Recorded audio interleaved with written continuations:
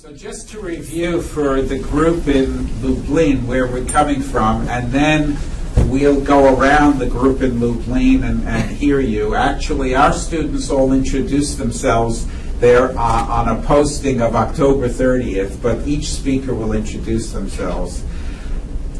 This is the end of our course, and we spent half of the course trying to rationalize educational programs after genocide in general, the history of this, how different societies have fared in doing the work of Brahma-Grotska in other societies.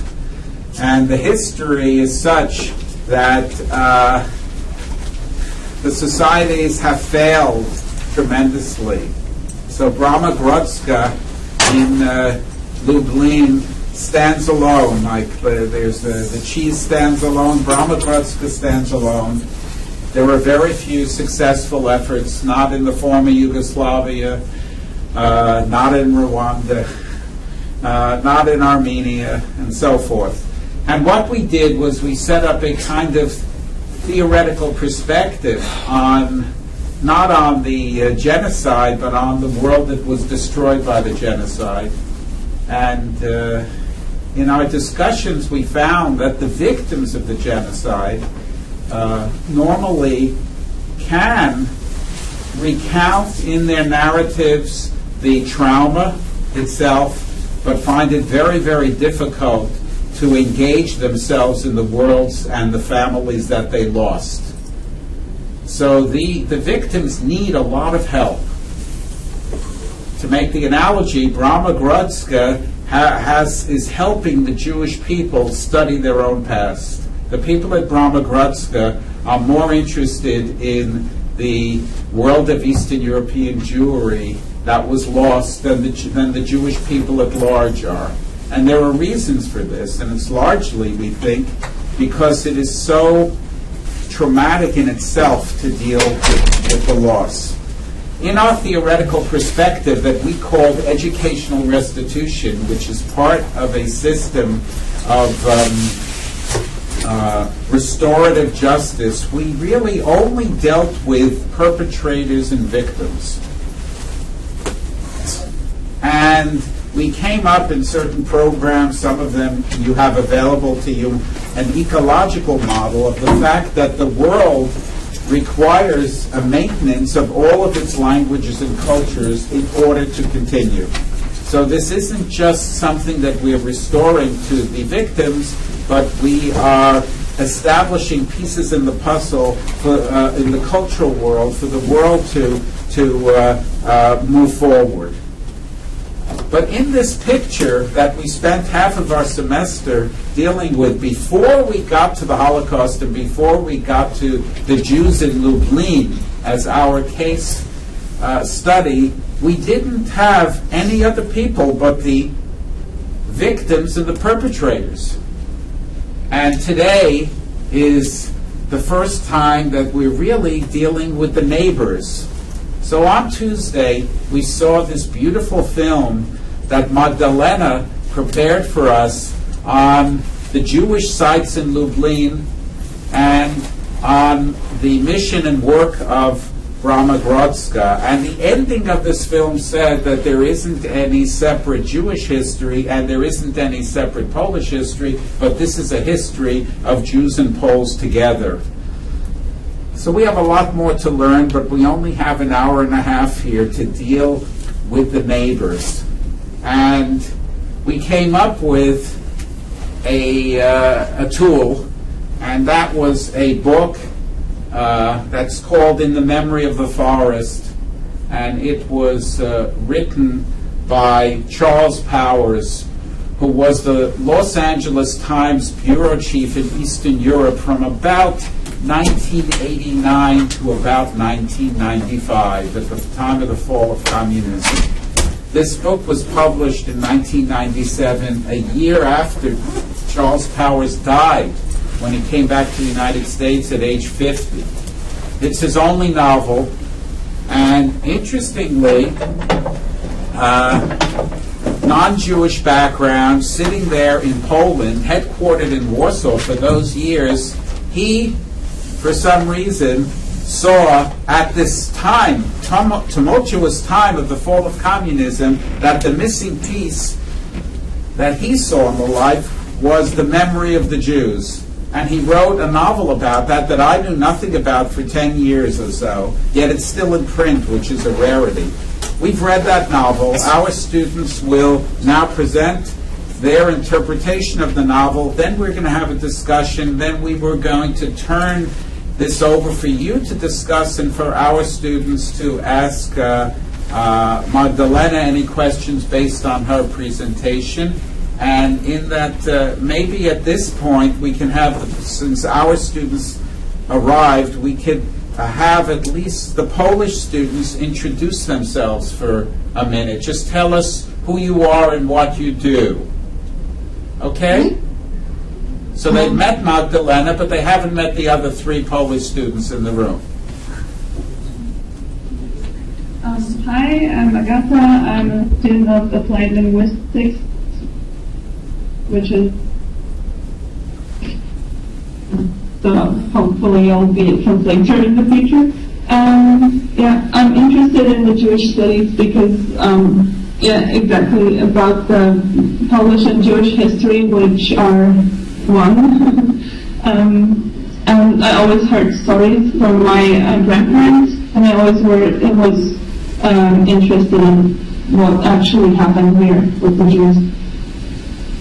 Thank you. Hi, I'm Agata. I work on my PhD about crazy people in Sztatul, in a small town, Jewish small town. I work with Yiddish texts. I could translate it. So it's a little bit funny, but no one in Poland, I don't know here in United States, but no one won't take this subject before. So this is very interesting that in Polish, in Poland, we separate some kind of crazy people, but in Sztatul they don't. So they did it. So they live with their son. It's very, very nice. Thank you. Good luck in your work.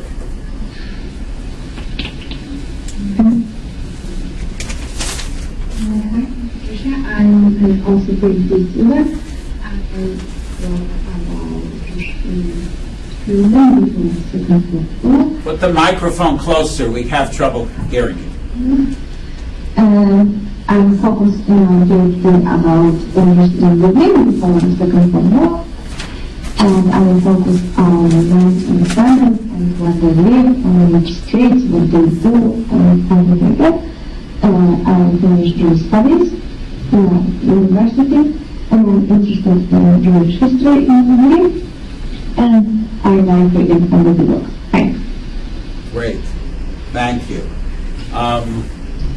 I'll just say for a minute before we start that this morning I got a regards on the telephone from my mother-in-law, who is sitting in Lublin, Israel. And this is a book that Brahma Grudska produced, and I got this as a gift from Tadeusz, who isn't in the room, but who set up the contact with Marta. And my daughter got this, actually, because my daughter visited Ramagrodska last summer in her own research. And this is a book that's a beautiful book. Marta Kubashin authored many of the parts. She's a friend of ours. And it describes most of the Jewish settlements in the eastern part of Poland, including a town to the southwest, I think, of maybe northwest of Lublin, called Kurov in Yiddish, or Kurovi, which is one of the towns you covered. So this morning, my mother-in-law, who was born in Kurovi and sits in Chulon, Israel, gave regards from what she remembers from Lublin, which isn't much. She had left in the 4th grade and moved to Warsaw. But her older sister was sent away to Lublin to live on Lubratowska Street with a family while she went to a technical high school. Sadly, my mother-in-law, her sister's son, were in the Warsaw Ghetto uprising, and when the ghetto was liquidated, for that short period, the Jews from Warsaw were sent to Majdanek.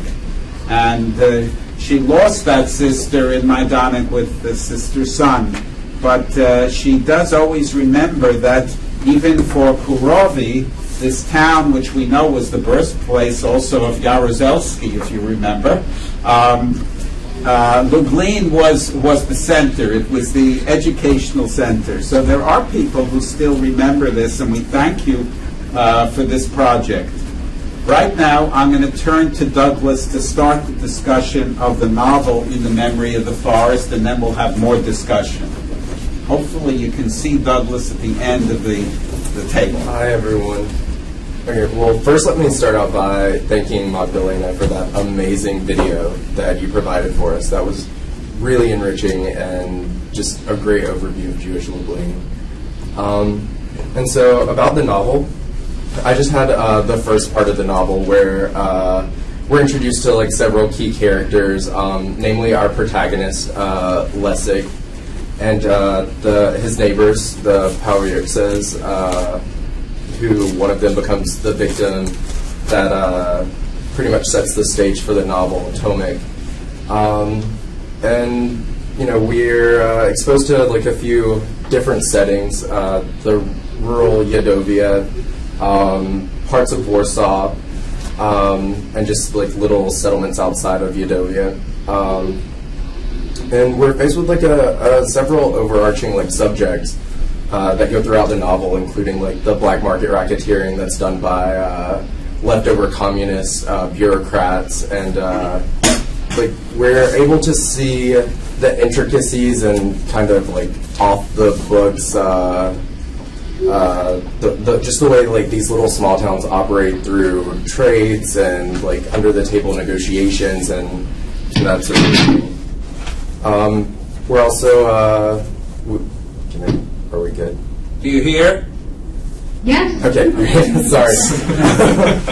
And let's see. We also get a look at some of the ways in which the history of the small town was rewritten and not necessarily recorded with complete accuracy. Several stories are told by Lessig's grandfather, which paint a much darker image of the town than many people are willing to admit.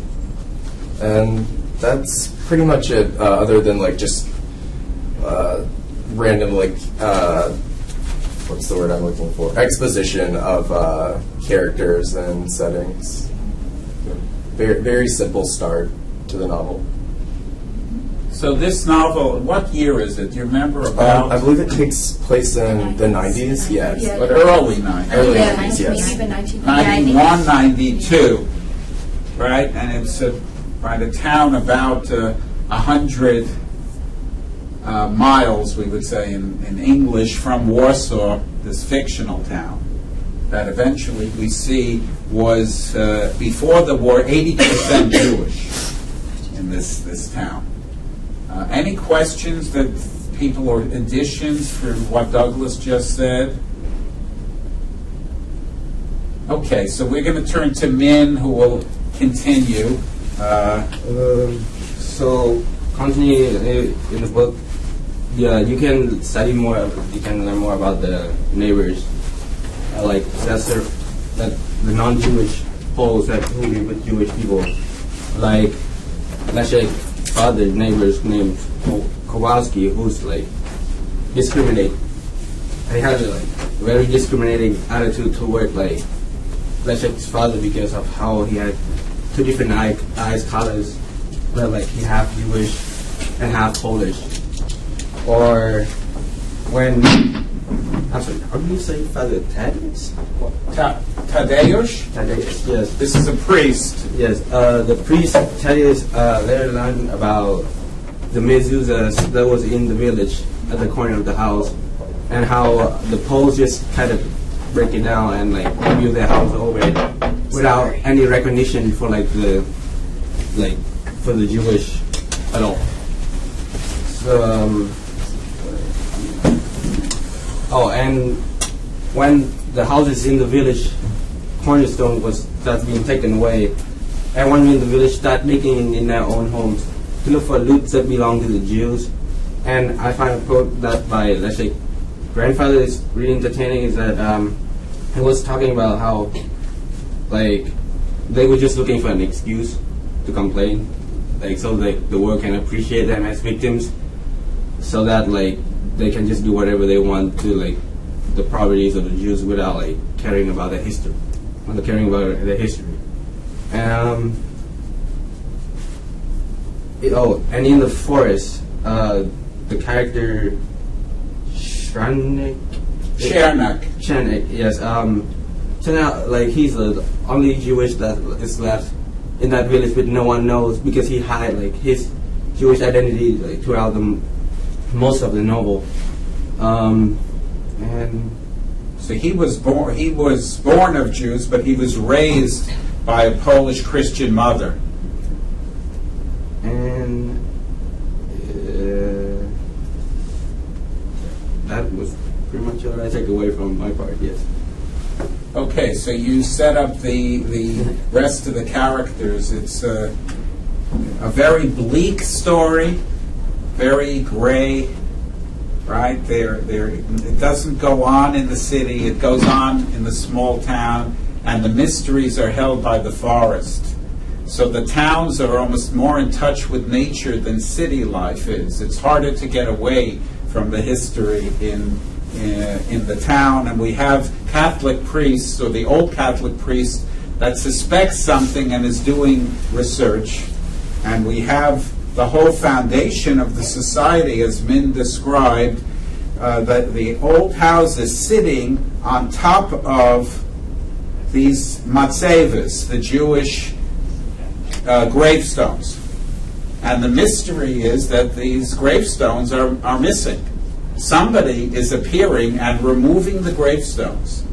So the houses that represent the Polish civilization by 1991 are falling in because of the weak foundation without the gravestone of the Jews, and we don't understand. That's the mystery, one of the mysteries. There are other mysteries also.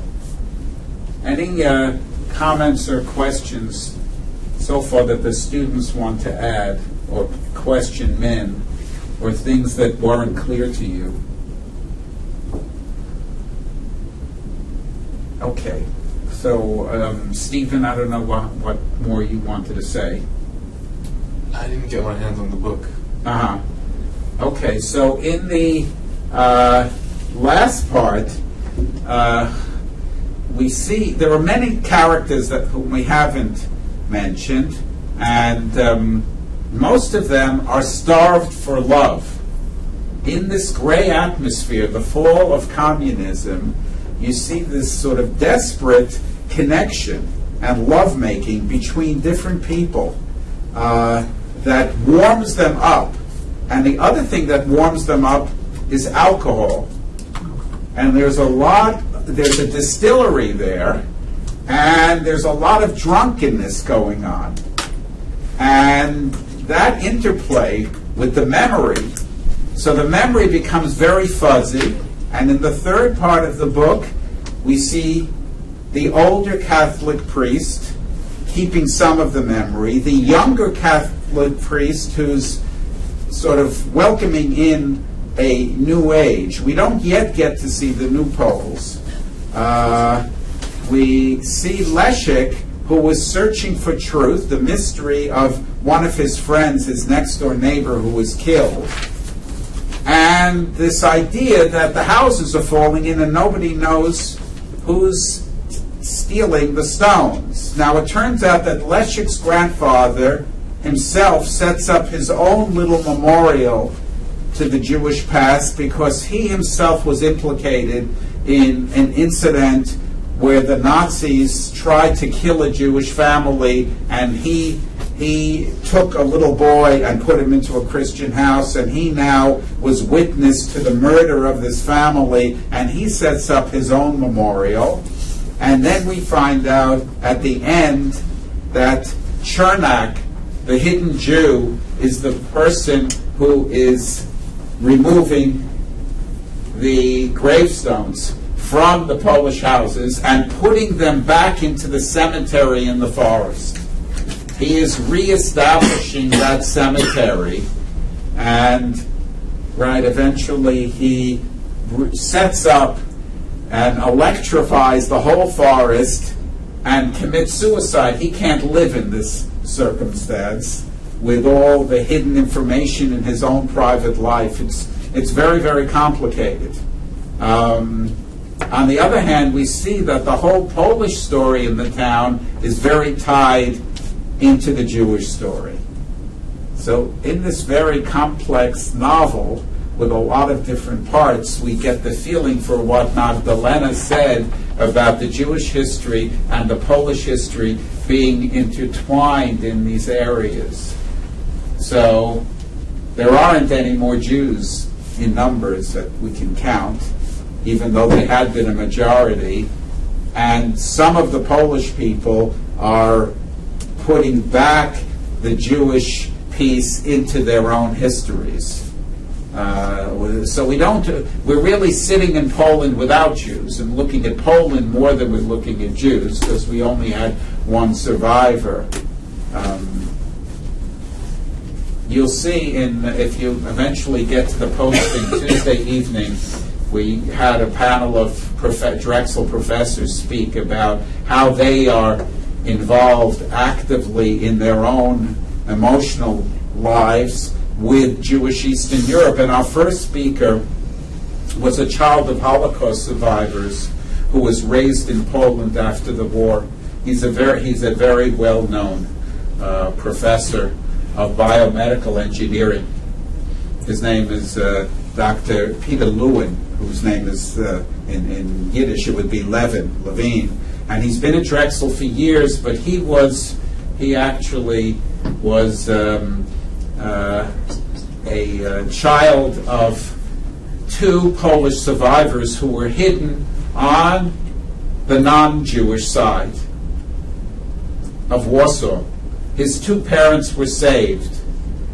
Now he basically was thrown out of Poland after 20 years in the late 1960s, in the Gomulka period, and had to be educated then in Copenhagen, and then came to Drexel.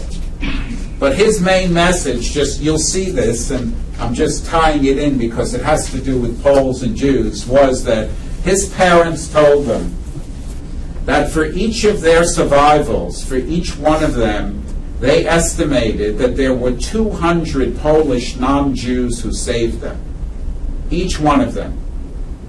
So he multiplied for us. He claimed that there were 50,000 Polish Jews who came back after the war. I'm not sure if those numbers are. And he said that you have to at least multiply it by at least 10 to look at the Polish non-Jews who helped those Jews survive. So he accounted for at least 500,000 Polish non-Jews who helped the Jews. So he doesn't forget that, even though he himself, who he views himself as Polish, he said it's difficult. We're going to get to that discussion afterwards. But I don't know now, before we turn it to our Polish partners who know more of this story than we do, because we only know it from the novel. You have lived in Poland after 1991, most of you, so you know the continuation of the story.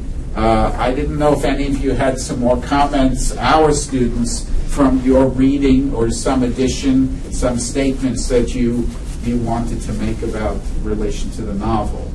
Please, Jen. Yeah, so I think a little bit in the novel is that Leszek almost serves as this type of just on a literary level, he serves as this analog for someone who can provide testimony. Oh, that's weird. Provide testimony for like someone. So in Tomek's case, he's the victim, and that's kind of the role that I think, as the way it's been explained to us by the text and the discussions we've had, that the non-Jewish Poles serve the same function almost for Jewish Poles in terms of like being able to piece together and corroborate their personal history, personal memory, from like these fragmented bits of the past that nobody really is able to string together on their own, because that population doesn't exist anymore. So I thought that was pretty interesting. And what I thought was also kind of interesting from the novel was how evocative the title was, In the Memory of the Forest. Just that throughout like Leszek's journey to piece together what happened to Tomek, you kind of get this holistic picture of what actually, like what the forest looks like and what it is composed of, and it's densely peopled, like to continue with the forest metaphor, by people who represent really different things for Poland, in my opinion. And I thought that was just, because I don't really know much about Poland aside from what I've learned from in this class, so I thought that it was a pretty informative way to learn about it in a not so historical, more in a fictional but highly non-fictional way. Any other comments from our class on your reading or on your response to our discussion so far? I think just to stimulate you a little bit, in terms of the forest and the memory and the idea of secrets and what we talk about, what we remember, what we choose to remember, what we can remember, what we can't. So the forest represents secrets, but a place where they could be uncovered. And they contrast it with the city. It's so interesting because there is a section where Leszek spends a year and a half in Warsaw, in Prawa, in a suburban region of Warsaw, and he doesn't like it. He keeps coming back. And this idea that in the forest we're going to get the answers. In our discussion, this idea of things that can't be discussed, when we looked at all the genocides, it's very easy to say, oh, this is going on over there in Rwanda, or this is happening to those bunch of people in South Africa. But in actuality, we saw that the injustices and the hatred of different groups of people is all over the place, that we live this almost every day. And in all of our families, we keep secrets, and this idea of trying to uncover the secret is always a struggle. It's not easy. It's not only this difficult situation that Polish people have when the Jews are absent and they were exterminated by the Nazis, such a complicated situation. There are injustices, there are, there's forgetting all over the place. So when we look at this, the lessons, I think, help us put together some of the searching for truth that should be going on. We're here in a class, just for you to know, of students of all different backgrounds. Only a small minority of our students have a Jewish background, and they're still interested in this. They've been forced to look at Jewish Lublin, of all places. Who would be able to even find Jewish Lublin? If you asked 99% of the Jewish people where Lublin is today in the world, they couldn't tell you. They do their research, and they come into the institutes of genealogy, and they look for what they call gubernia, which in the Russian Empire was the state, right? There could have been Shedlitz gubernia, right? But they didn't remember Shedlitz, they remember gubernia. They said, my mother came from gubernia. The Jews are so disconnected from their own history. So the people in Lublin are telling us their story. So if we don't have any other comments, we'll turn to the Polish side. Please, the person who came in, if you could introduce yourself, tell us who you are. Yeah, hi, I'm Magnet. I'm sorry for being late, but I couldn't get here. Tell us what you do. I'm a student of management and editorial techniques and publishing. I also study Jewish other studies, I'm really interested in Jewish culture. Great. Thank you. So, we've raised a lot of issues. I didn't know if any of you wanted to respond to about these issues, because you certainly have lived in this atmosphere that Charles Powers opens up for us in post-communist Poland, and the piece of just that little piece of the memory of the Jews that represents a focus for Brahmagrodska, certainly not a focus for most Polish people, not a focus for most Jewish people, but how you react to this search for memory, for answering the mysteries. Or any opinions? Or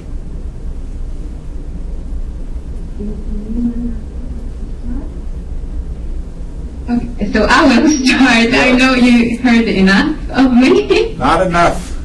But I would like to start with my personal history, because I was born in Lublin. I grew up here, and actually I was even aware that it was a Jewish town once upon a time.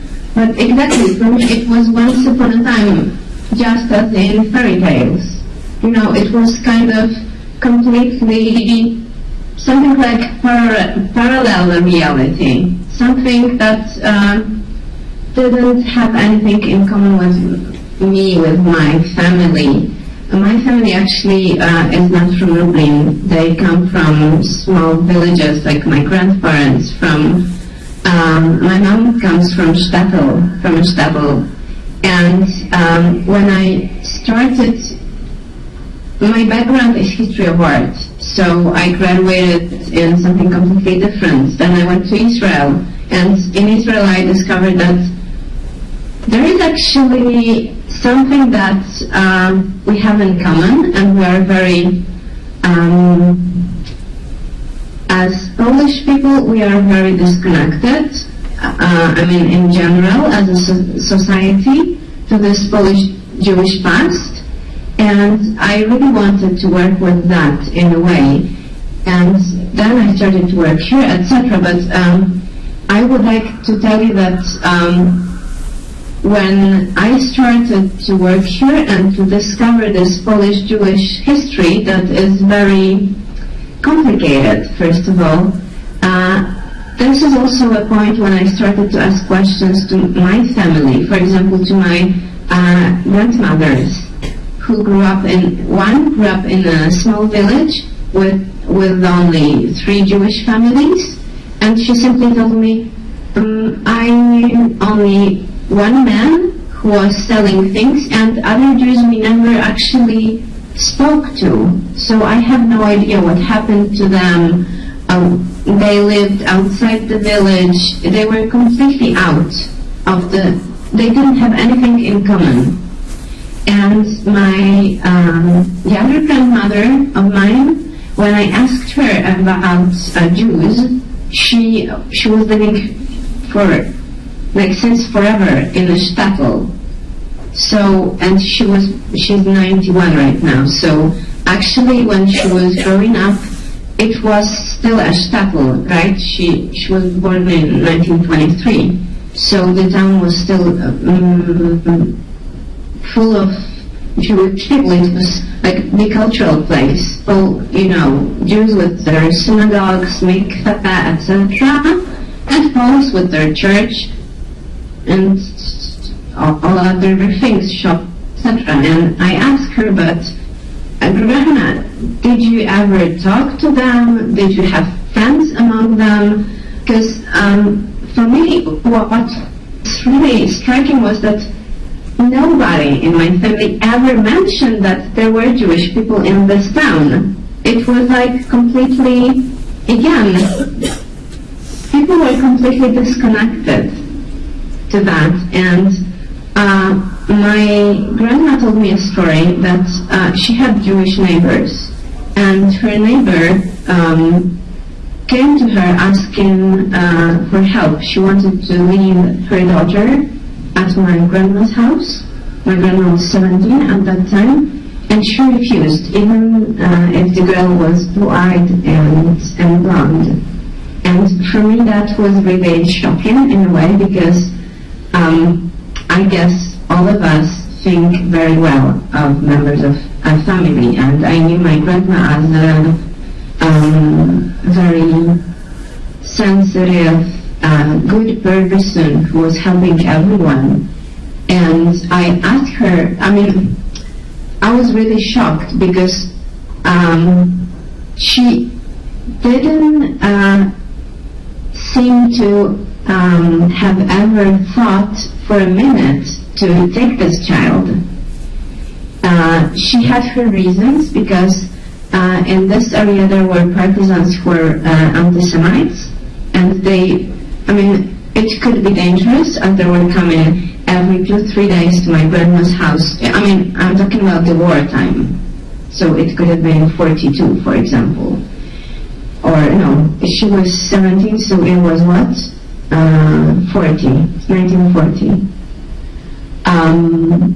And the partisans were coming to this house, and they didn't like Jews, so this family could have been in trouble, maybe even murdered. But still, what was shocking was how much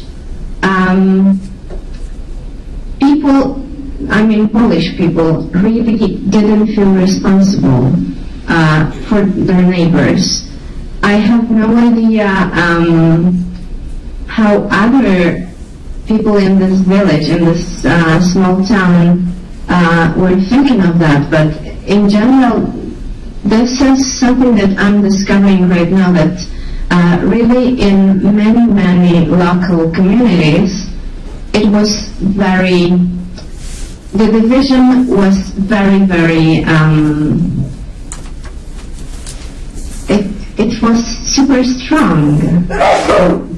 I don't know, I hope you get what I mean. So this is my personal story, and this is, I think, a part of the common experience that we have. People who come from shtetls, like Agata, maybe you would like to say something, but not really, about the, like collective memory in places that were once really full of Jewish life. This is also the case of Lublin, as you already know, where, for example, when I talk to my friends or even my brother, they don't really feel, not everyone, but many people don't even feel any connection to this past, and they don't feel that this is their responsibility to remember about Jewish past, Jewish history. Yes, go.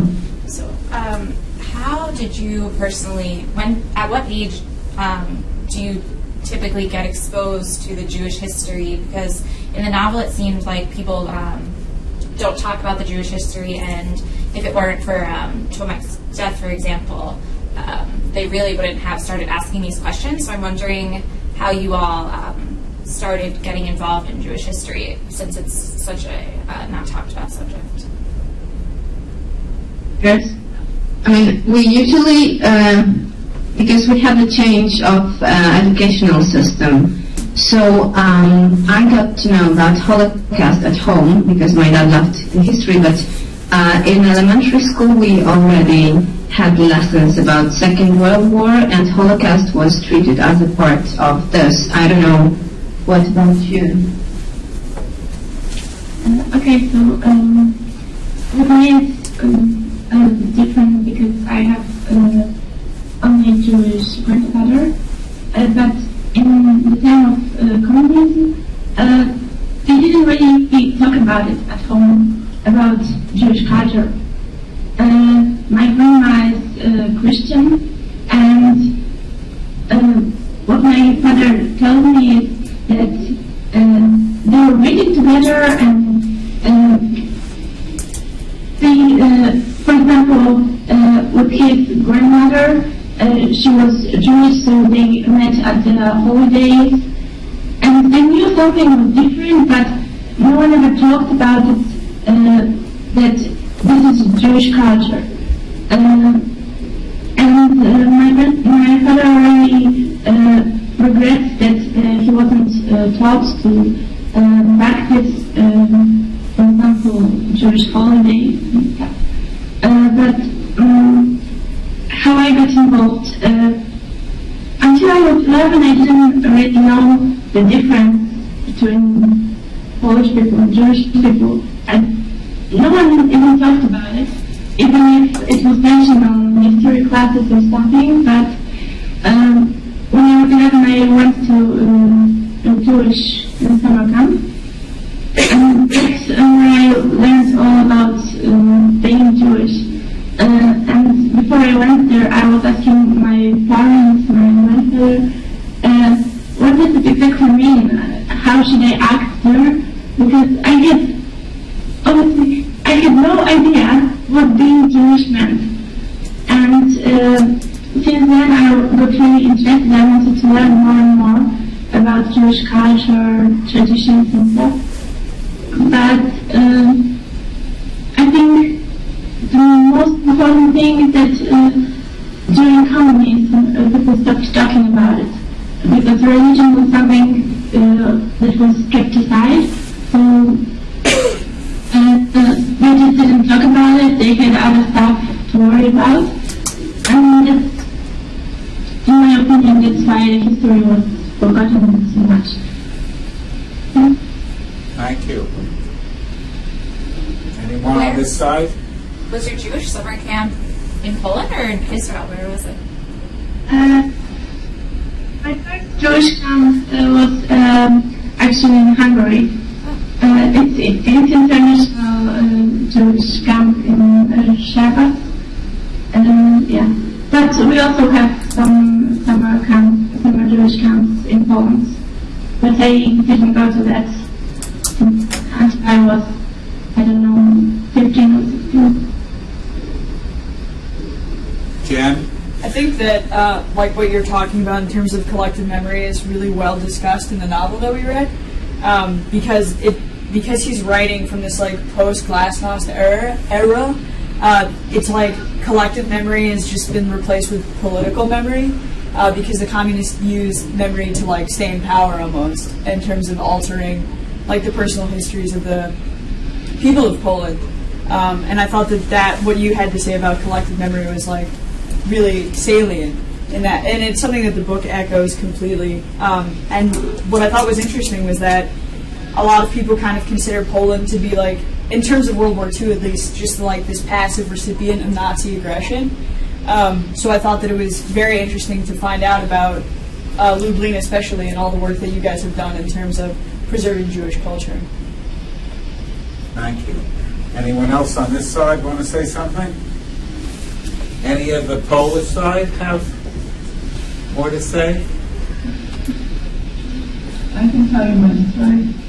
So mostly it was about me not knowing who Jews are, because I always heard only like bits and pieces, like something from my grandma or something like my friend told me, like, look at this house, it's 100 years old and there were Jews hidden during the World War and something, and I always was wondering what actually the Jews are, because I've never seen them.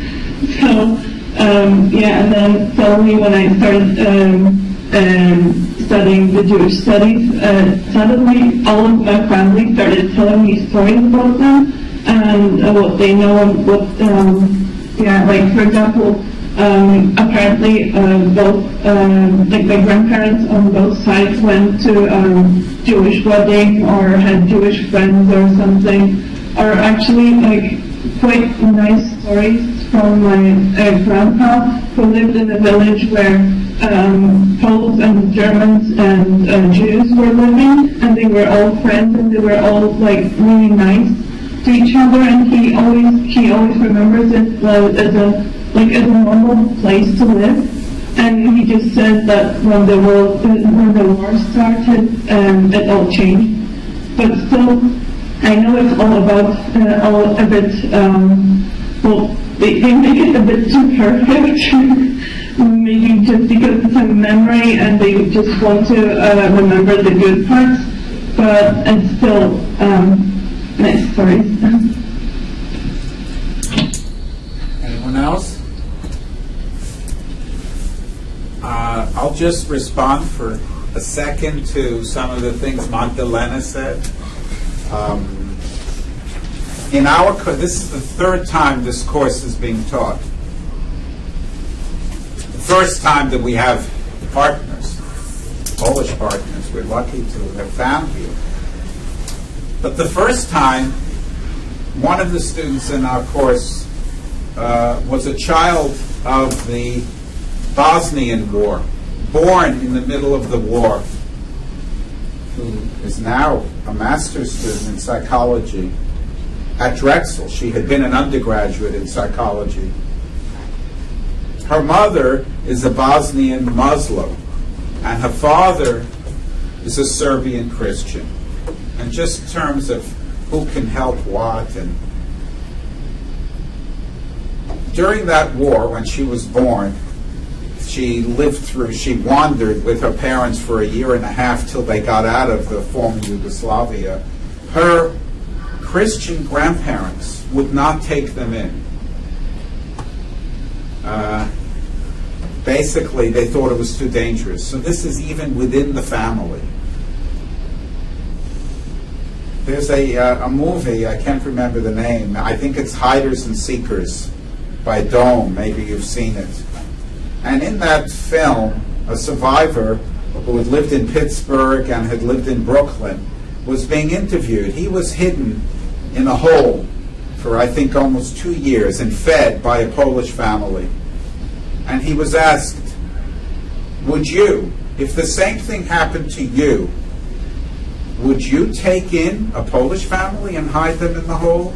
And he said no. He didn't think he was strong enough to do that. So a lot of these tests are not the kind of tests that anyone, that we don't train. We train our children to do what's right and what's wrong, but we don't train our children to have to react in such extremes. It's a shame that people are tested this way. I'll also just share a little bit about gravestones in Poland and some of our discussion on Tuesday, and maybe you can respond because you know a lot more about interest in Jewish culture in Poland today than we know. So my mother was a little girl in Biała Podlask, one of the towns in this book, but it's in the sort of northern region of the Lublin region. It wasn't. She didn't know from Lublin. For her, Warsaw was the main town. And she came. She lived through World War I. She came after World War I. It was really, really hard. And I learned about that place. So when I went back in 2007, I had never been there. It was a city of about 16,000 people. It's a big Jewish cemetery and a big Catholic cemetery. If you've been there, Biała Podlask is now a cultural center in Poland. There wasn't one gravestone in the Jewish cemetery. There was one monument, but not one gravestone. So the gravestone's still a part of the story. Yet before I left that day, I found the gravestone in Biała Podlask. And where was it? It was in a cafe that a man who does research on the Jews of that town had kept open. It's not open right now. And in this cafe, it was a cafe that was totally devoted to Jewish culture and Jewish music. The Hebrew songs of Chava Alberstein and Yiddish songs were being played, and in it was a Jewish gravestone, like it was a souvenir to be looked at. We're still all grappling with these very hard issues, and it's amazing how much the work of Brahma Grodzka helps in educating Jewish people about their own background, and I guess in educating Poles about their the Jews in their midst. I didn't know if there were other comments, or I wanted to let our class also ask any questions about the tour that they took on Tuesday. If you had any comments about Jewish Lublin or Ramagrodska? Please, Ava. Was there backlash from the community when Ramagrodska was established as an institution studying Jewish history? You mean the community of Lublin or the Jewish community? The community of Lublin. Actually, it would be the best to ask our director, as for sure I don't know as much about it. But it started really slowly, because in the beginning it was a theater, as I told you, and then after maybe 5-6 years, this elder lady came here with her story that she is the NN.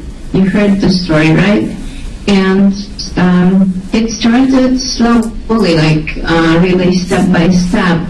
The exhibition that you saw was not here since the beginning. It was, expanding, developing, and I think also the community of the city was, in the beginning, it was considered for sure something weird to be interested in.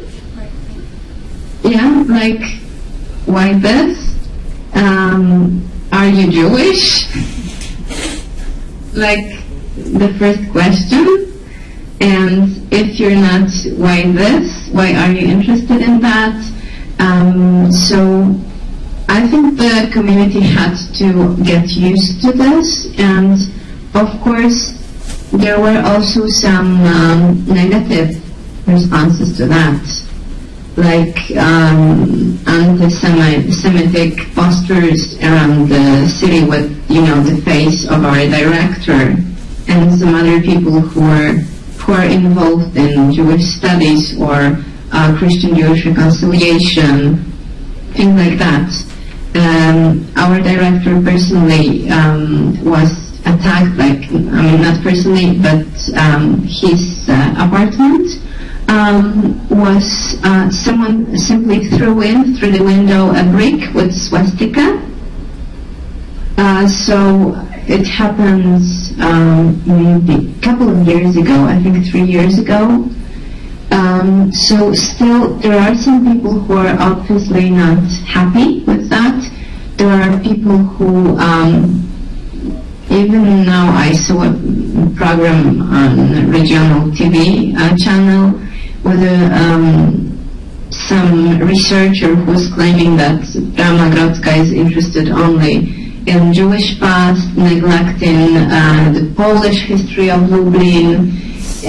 So, the reception really depends on the person, but on the other hand, we were granted many awards, and we are recognized as an institution that is serious. So people are also sort of,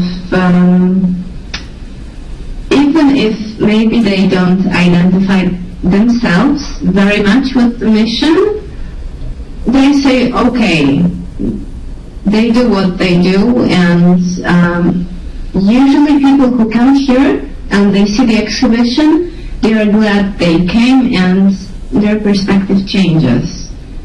So I don't know if I answered your question, because I think it's really, again, complicated. Maybe girls, more about that, what the society thinks.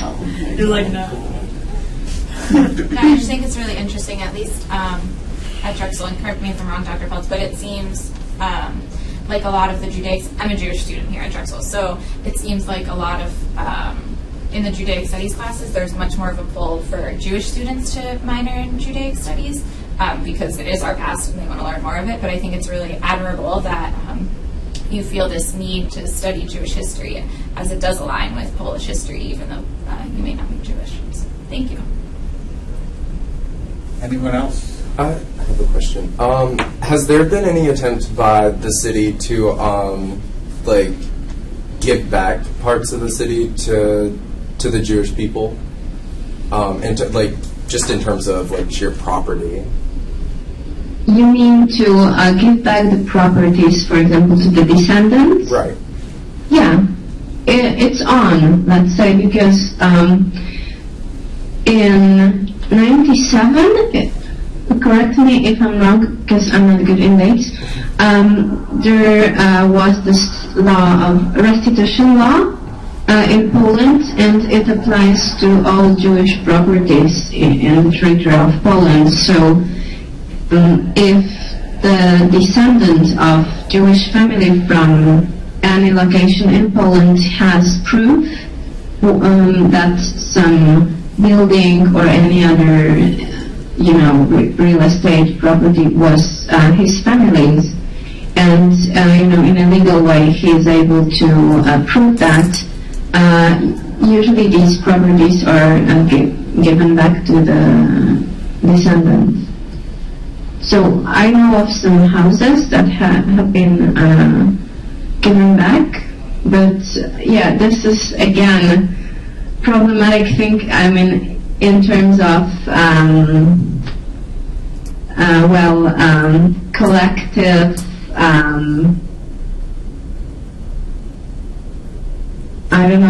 consciousness, because really when in like Polish public discourse, you would start to talk about this, there are people who immediately start to panicking that, now everything what we have in Poland will be given back to Jews, and Jews own everything in this country. So it's again rather complicated issue, delicate, but in general this is something that is going on. Thank you. I could just add that in 2007, when I took the tour with Dr. Kubishin, and relating this to the tour that you gave us, when she showed me the yeshiva, she mentioned that after the war, that building had been the medical school of the university, and that it actually recently, at that time, I don't know which year, reverted to the Jewish community, who then, in courts, and the Jewish community then got control of it, and it's gone through an identity crisis because nobody knows, it's not going to be a yeshiva, what to do with it. So I appreciated your showing us that, but that was an example of restitution. During the tour, I appreciated your showing us the place where the Jewish Historical Commission took testimony. Not that many people know that Lublin was freed by the Soviets a full year before the war ended. And that Dr. Philip Friedman, who later was at YIVO in New York, established the taking of testimony. Now, the Jews were writing down testimony during the war too. So in the ghettos, we have my mentor while I was studying the Yiddish, even though I'm a Yiddish linguist, was a historian from Poland, and his name was Lucian Dobrzycki. I don't know if you know him, but you might know the book Image Before My Eyes and the film about Polish Jewry.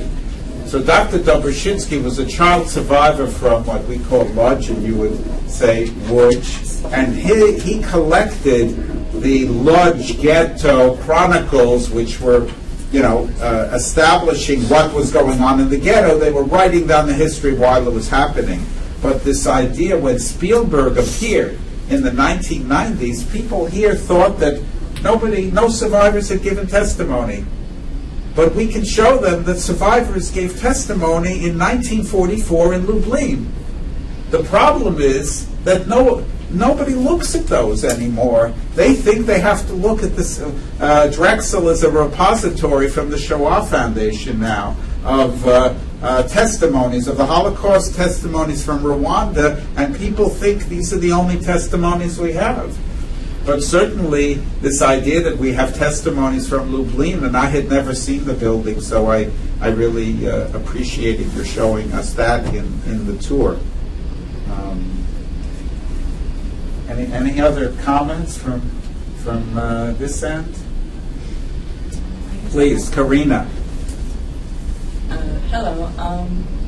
Since the video that you showed us was very informative, and it was great to see the streets, what they look like, and everything that your university has done, I wanted to know if your work includes outreach into like education for people of Lublin, and if they're involved with this this revival of like Jewish history, and yeah, that's basically. So what my lab is doing, I'm a part of Education and Animation Lab. Basically, we work with youth because it's easier, it's doable from the organizational point of view, because we have an established collaboration with many schools, like secondary schools, high schools in Lublin. And we have workshops for them, and workshops are related to different subjects, so to the Jewish culture, Jewish history, maybe more culture. Let's say there are workshops which present multicultural past of Lublin with the main stress on Jewish part. Then there are workshops related to the heritage of the shtetls. Then to the Holocaust, the extermination, so the, in fact, liquidation of the Lublin ghetto in different stages, also to help people to understand what it was the role of the Majdanek camp that is now in Lublin. It was very close to Lublin during the World War II. And sometimes we have also some programs with the university, Mary's Skłodowska University and Catholic University of Lublin. But I would say that mainly our educational activities are designed for youth, high school youth. Thank you. I'll just raise another thing that maybe some of you know or have some opinions about, that was mentioned in our panel discussion on Tuesday evening. The interest of non-Jewish Poles in Jewish culture and Yiddish culture. That's not exactly the same of the teaching that Brahma-Grodzka does. So if there are, let's say, festivals in Krakow or bars all night in Warsaw where people sing Yiddish songs, and it becomes part of the world today without knowledge of the history, to certain Jewish people it almost seems like the Polish people are appropriating the Jewish culture for themselves, even though it's not. It's very different from what Brahma-Grodzka does. How do you deal with those? Do you see that as two phenomenon, or do you see it as overlapping? Sort of the search for knowledge of Jewish history and how Poles interacted, what piece that was, and how one can continue using it for the future, versus, let's say, picking up Yiddish culture and making it part of you, and singing songs in a bar. Are they different? Well, it can be complicated because on one hand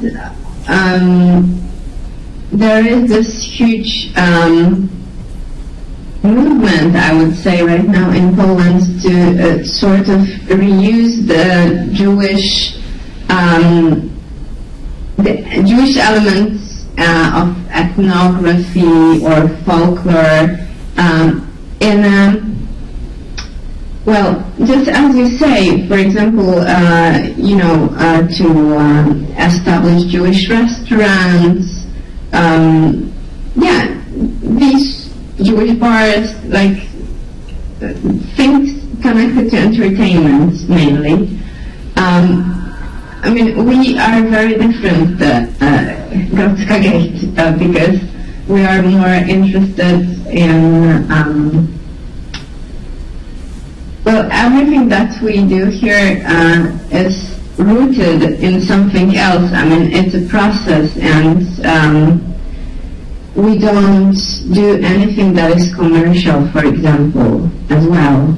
So, usually, we are also very attentive to the fact of not making things, that's probably not a good word, but cheap, if you know what I mean. We are trying to convey something to people, and it's not only the knowledge, it's more that we would like to make them think and reflect on their attitudes. I don't know, it's a very difficult question because we can see this movement of this growing interest in all things Jewish in Poland right now, and I don't think it's bad, but you have to be careful with that. I don't know, girls. I can tell you from the point of view of someone who grew up with being in touch with a lot of Jewish youth in different cities in Poland. Of course, history is very important to remember everything, but for me and for a lot of my Jewish friends, the most important thing is the culture. Showing it to Polish people also, sharing it and showing that there are Jewish people in Poland, that this culture is still alive, that it's not gone and forgotten. So for me, all these festivals, it's really cool that they happen. It's amazing that Polish people get really interested in it. What we do in Lublin is also being involved with a lot of events connected with Jewish culture. For example, lately we had this meetings with cultures. It's an event run by non-Jewish people, but there was a meeting with Jewish culture, and I was running, for example, a workshop in Israeli dances. And so for me it's really important to keep this culture alive, not only the history, not only keep people remember Jewish people who were here, but also showing them the culture, all the different stuff. So we also have two Jewish organizations in Lublin that run a lot of events, like even lectures about different parts of Jewish culture and history, organizing concerts and stuff. So for me it's not something bad that a lot of Polish people get interested in it and try to get involved with this Jewish culture. For me it's something really good. And a lot of Polish people have some Jewish roots, they don't even know about it. So they might even find out where they come from. Anyone else want to say?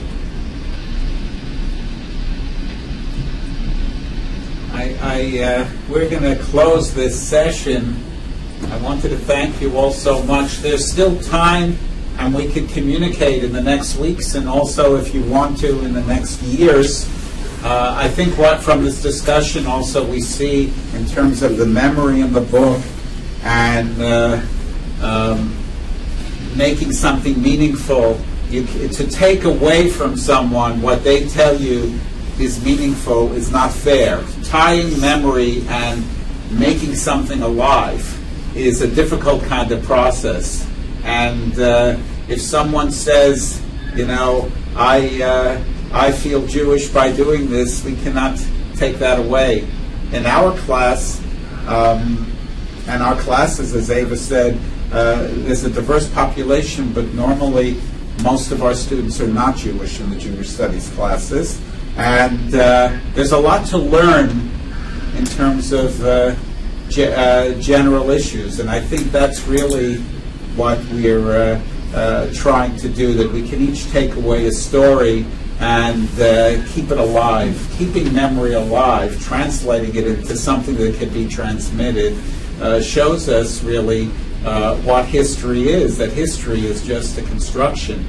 There's nothing absolute about this time scale, and it's only dependent on people like the staff at Brahma Grodska and you students who are keeping history alive in new ways. It's been amazing to work with you, and I hope that we will all come to Lublin. I'll tell my students that from the 23rd of June through the 2nd of July, all of you can study at Brahma Grodska, all in English, the Polish Jewish culture. So we expect you to hop over there to Lublin. But I also hope that not only will we visit you, but sometimes you'll come and visit us, and you can teach us a lot about how to keep our memory practices going too. So thank you, Magdalena, for organizing everything for us. Thank you very much for all of you for your attention. For me, it was an amazing experience.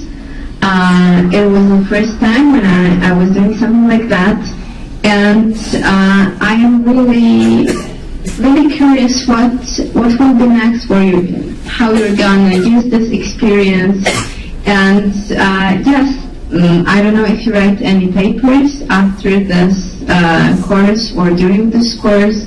I would be really interested to know how did it go, and yeah, but first of all, really big thank you for your interest, your attention, your time. I'll pass the microphone. Yeah, thank you for giving us opportunity to share our experience, our point of view. Yeah, it's been really great to be able to do this project. Thank you. Yeah, for me it's interesting that you know some kind of different history than us, because know it from books, we know it from our grandparents, so it's always good to know how new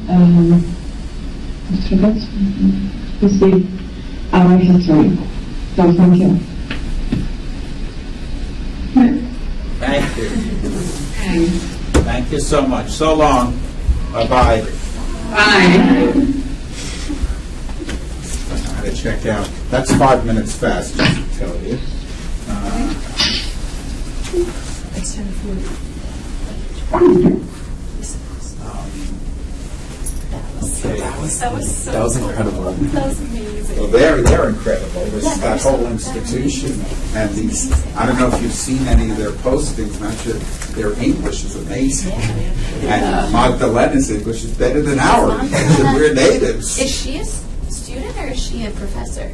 No, this is a public education institution. All of the other ones are students, right? Dr. Adamczyk Arbowski is a professor at the Maria Curie University, but there were two institutions. So Magdalena, that's her job. She does, it's in a laboratory of education and animation, so it must be filming. But she's not that old, and she's learned a lot in these few years. So, this is our last meeting. I was not given the file of Tuesday yet. Some of you need to see that or want to see that, the panel.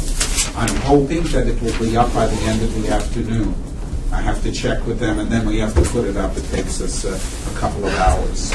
I am ready to take anything that you have brought today. I have only one paper in my possession. Some of you have not Karina. Some of you have not handed in old papers. So if you want to check with me, I can tell you what you're missing. Any questions that you may have. So the communication should be open with these people at least through the end of December, I think. I don't know when they sort of turn it off, if you want to post or read or I whatever. think they close classes. But they have email, right? They have email too. They're allowed to use partners through the end of December. I'm not sure when they're going to close your access. Certainly, you don't have it in July. No, they In close it. January. I know by the time winter starts. They close it after finals week. You think so? Yeah, they definitely do. Okay. So you can post there Access the classes. till the Wednesday, probably till when grades go in. I would imagine till the following Wednesday. So again, I don't think there's anything else. I would just announce to you that there's a professor in Westfall. Her name is Linda Kim of Art History. I don't know if you know that. She will be offering in the springtime, not the winter, a course in art history that's called Witness to Atrocity, Photography and Human Rights. It's mostly, she's a photography historian. It's going to focus, she's focusing on Rwanda, and she's focusing on the Shoah Foundation collection. But if you want, I have the syllabus here if you might be interested in the spring. May I see the syllabus? Yes. Thanks. It's my senior project. And otherwise, keep in touch with me. I will send you, in case you're interested, because you saw 4 out of 6, I will send you the email addresses of Magdalena, the staff person, and the 6 students who are they're all in the Maria Curie University, Maria Curie Skłodowska. That was the Nobel Prize winner. I think the Curies might have won 2 Nobel Prizes. Yeah. So it was named for them. Medicine and physics. Right? Yeah, medicine and physics. They're in the biggest university. It's not a little university. It's almost like a Drexel. They're in the biggest university in that part of Poland, even though, as Dr. Garbowska said, it's a second-rate town. So once again, I can also give you the website in case you want to keep in touch with that website. They plan to run this English language course each summer for a couple of weeks. It will be at different dates. If any of you really want to go, I can get you credit through independent study here at Drexel. Is there anyone who could loan me the book? Because I couldn't get my hands Is on it. anyone finished with the book? I'm finished with the book. Yeah, I don't have it with me. You might be able to get part of it at the, Drexel students can go into the University of Pennsylvania library. They don't have it. And At Van Pelt. Yeah, I checked. they don't have it. That's amazing. They And used to have. Drexel's They bookstore used, sent all of their copies. yeah, they always do. They send it You out just buy it on after Amazon. I got the mine on second Amazon. week. You can do like overnight shipping. You can get it It'll get here overnight. tomorrow. You can get it overnight. All right. It is in print. I can hand it in on Monday. And, yeah, whenever you finish. What did you say about the independent? You can. No, I mean, if you went to, what I was saying Right, is, if you so- took the course, I would make it into a course for you. Okay. You do a paper, and you would get 3 credits at Drexel. They're great people, I'll tell you. If not, just add it to your tour, and you can visit them, because you can learn about some work you might want to do here.